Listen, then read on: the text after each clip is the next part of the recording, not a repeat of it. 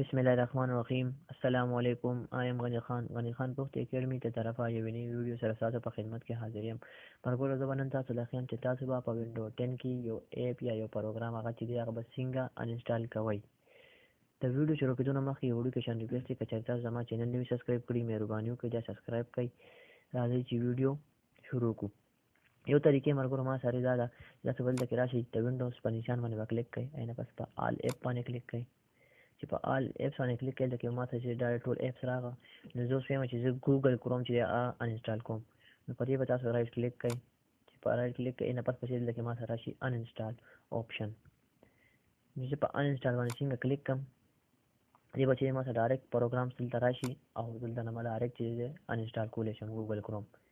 یو چې ما سره دا طریقه وه، او دېمه طریقه چې ما سره دا ده چې تاسو به راشئ په وینډوز په نشان باندې کلیک کړئ، اینه پس پسې تاسو په سیټینګ باندې کلیک کړئ.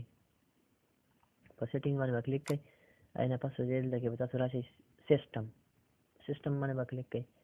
چې په سیسټم باندې کلیک کړئ، اینه پس پسې دلته کې راشئ ایپس اینډ فیوچر، په دې به تاسو کلیک کړئ. چې په آی کلیک کړئ، اینه پس پسې دلته کې ما سره چې دي دا زما ټول ایپس چې دي او پروګرام چې دي ما سره دا راغله.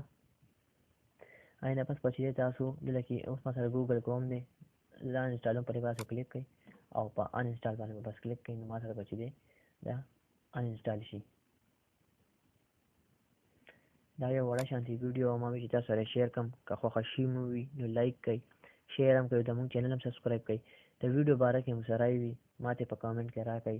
ډېره مننه. تھینکس فار واچینګ.